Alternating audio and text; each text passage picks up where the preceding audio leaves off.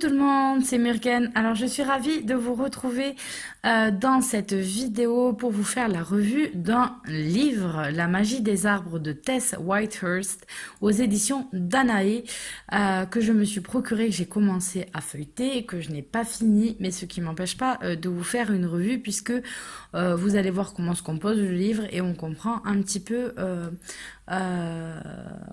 voilà, on ne soit pas obligé de le finir pour arriver à en conclure quelque chose. Pour ce livre que vous allez trouver aux éditions Danae, au prix de 20 € pour la grosseur qu'il a, c'est très très bien. Et voilà ce qu'on va nous dire. La magie des arbres. Apporter des changements positifs et de quoi nourrir votre corps, votre esprit et votre âme en vous connectant à la profonde sagesse et au pouvoir des arbres. Présentant des descriptions détaillées des propriétés magiques et énergétiques de plus de 100 arbres, ce guide complet vous montre comment les utiliser physiquement et spirituellement par le biais de rites et de sorts, d'aromathérapie, de visualisation, de méditation, etc. Les arbres nous montrent que tous les êtres vivants sont reliés entre eux par une trame entretissée de magie, et cet ouvrage vous fera découvrir comment accéder à cette trame et enrichir votre vie. De l'acacia à l'if et bien d'autres, chaque arbre possède une fiche qui présente son histoire, ses utilisations magiques, ses utilisations médicinales et ses correspondances. Avec les conseils de ce livre, vous constaterez que les arbres autour de vous peuvent devenir des amis, des enseignants et de formidables partenaires magiques. Donc voilà pour la 4e de couverture. Donc c'est un livre que j'avais voulu avoir parce que j'ai des correspondances des herbes, j'en ai aussi sur les arbres, mais celui-là me semblait complet et donc j'avais déjà hésité une première fois avant de l'acheter et puis là je me suis dit bon après tout tu fais que te dire tu veux le prendre, prends-le et basta. Et donc du coup c'est ce que j'ai fait. Donc on a le sommaire avec une introduction, moi je vais tout shooter là. On va le mettre un peu là. On y voit mieux. Ouais. Introduction avec une première partie, l'orientation, et deuxième partie consacrée aux arbres en eux-mêmes. Donc là, vous allez voir tous les arbres qui sont concernés. Donc on a une introduction qui va nous expliquer pourquoi l'auteur a voulu faire un livre donc sur les arbres, en fait tout simplement parce qu'à force de compiler et de ne pas trouver un livre qui correspondait, elle s'est dit j'ai qu'à le faire moi-même. Et donc c'est ce qu'elle a fait.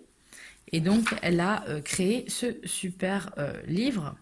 Donc on a des illustrations.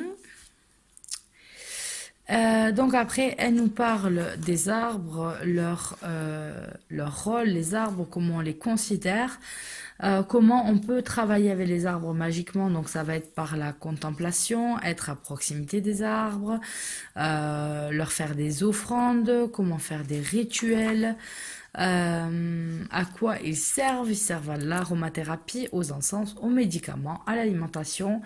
Voilà, il y a plein de choses on apprend. Sur la cueillette, on nous explique que dans ce livre, c'est pas forcément nécessaire de devoir cueillir de ces arbres, parce qu'il y a de toute façon un baobab, vous pouvez chercher, je pense pas que vous allez en trouver si près d'ici dans votre jardin. Donc voilà, c'est la façon dont vous allez travailler énergétiquement avec la visualisation, etc. avec les arbres. Donc elle va nous en parler. Et ensuite, on a la deuxième partie qui concerne les arbres. Donc on va prendre au hasard, puisqu'ils vont être plus ou moins tous faits de la même façon. Donc moi je vais regarder le figuier, parce que figurez-vous, alors le figuier, ça pousse n'importe où. Et j'en ai un qui pousse sur le coin de mon mur en bas de chez moi. Et alors j'ai beau le couper, il revient quand même. Donc c'est génial, voilà. Je sais pas comment il veut pousser dans ce sens-là, dans le béton, mais je sais pas. Mais il est là en tout cas. Donc elle va nous expliquer qu'il y a un vieux figuier dans son jardin, voilà. Elle nous explique un petit peu aussi les rencontres qu'elle a fait avec les arbres et comment elle a travaillé avec. Elle va nous dire leur correspondance astrologique, tout ça elle a travaillé à chaque énergie d'arbre en fait avec son pendule pour arriver. Mais bon voilà. Après je vous laisse aussi le soin de découvrir par vous-même ce qu'elle raconte, c'est très très intéressant. Donc là on va avoir un petit peu d'histoire. avec depuis quand on se sert du figuier. On va avoir parfois des rapports mythologiques. Là, par exemple, on a la déesse Déméter qui va avoir un lien avec le figuier. Mais pour plein d'arbres, en fait, vous apercevez que dans la mythologie, que ce soit gréco-romaine, etc., vous avez des arbres qui sont associés à des déités, etc. Donc là, on va vous dire, en magie, il est utilisé comment le figuier? Alors, pour avoir de l'attraction, voilà, l'attraction entre deux personnes, charmer votre partenaire avec une figue. Donc, on va parfois vous donner carrément des rituels à pouvoir faire. Donc, vous avez aussi un côté un petit peu d'extrait comme de grimoire, si vous voulez. Vous avez par divination aussi comment faire pour faire de la divination. Fertilité et puissance sexuelle, ancrage, chance, on peut faire plein de trucs avec le figuier, dis donc. Communication à distance, voyage, vitalité, et voilà, vous avez correspondance magique, l'élément c'est la terre, le genre masculin, la planète du figuier c'est le soleil. Donc là, on en a un autre, vous allez avoir, je sais pas moi, Leaf. Donc, Leaf, donc on va avoir ici le rapport mythologique et l'explication de Leaf avec par exemple Odin et Hydraxile.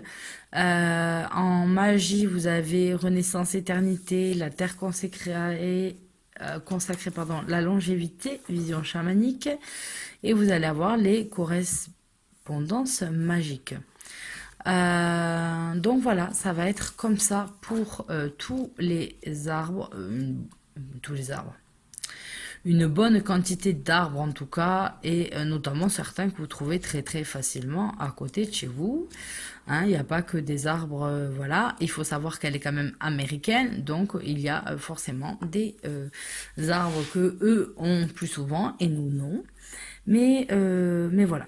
Derrière, on a trois appendices en troisième partie où vous allez avoir par les utilisations magiques. Donc par exemple, si vous voulez avoir une guérison émotionnelle ou spirituelle, on vous dit allez voir albizia, aubépine, avocatier, boswellia, bouleau, caroubier, cèdre, cyprès, épicéa, avocatier.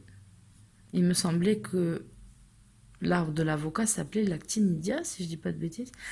Le palo santo, le pin, pruche, quinquina, voilà.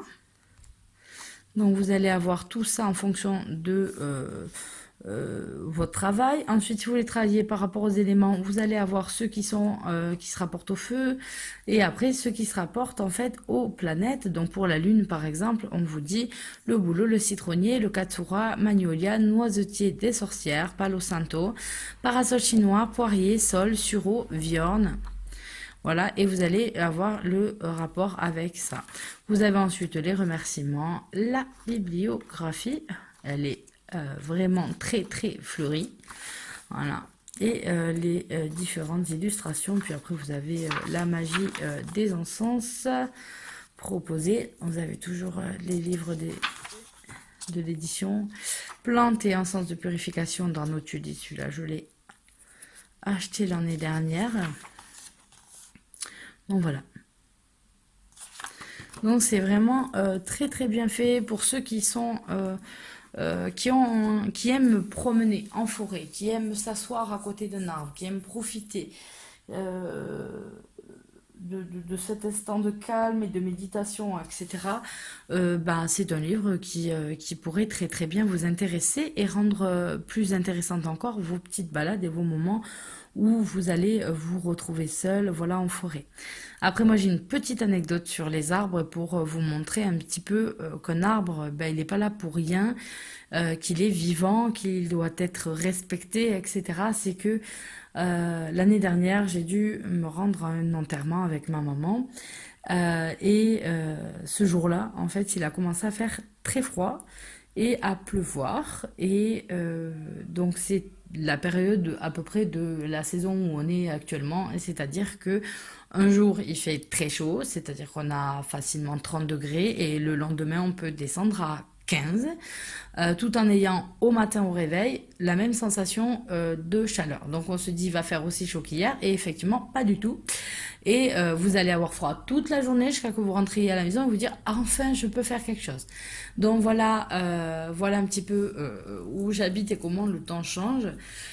Et donc on s'est retrouvé un petit peu embêtés parce qu'on avait froid et on attendait dans le cimetière. Et donc j'ai dit écoute on va s'abriter un petit peu, on va se mettre sous cet arbre, il n'y a pas d'orage, on peut se mettre en dessous. Et en fait on s'est aperçu que quand on s'est approché du tronc, l'arbre nous envoyait de la chaleur. L'arbre était chaud et nous envoyait de la chaleur. Donc en fait, on l'a un peu collé et il nous a gardé au chaud tout le long. En fait, on est resté vraiment proche de lui et il nous a gardé un petit peu réchauffé. Ça nous a permis d'avoir beaucoup moins froid. En fait, de nous retrouver près du tronc de cet arbre, un énorme platane en fait qui est venu là nous réchauffer. Donc voilà, c'était vraiment, j'ai dit regarde. On se rend pas compte, mais regarde, il vit à point d'avoir une certaine chaleur corporelle en fait, et qui nous permet à nous de nous réchauffer aussi. Donc voilà, c'était ma petite anecdote, une de mes anecdotes sur mes rapports avec les arbres. Donc voilà. Mais j'espère que cette revue vous aura plu, que les amoureux de la nature et ceux qui aiment promener et s'intéresser aux arbres auront envie de se plonger un petit peu plus et voir un petit peu parfois s'ils ont une attirance pour un arbre, etc. Pourquoi cet arbre-là et pas un autre et donc voilà.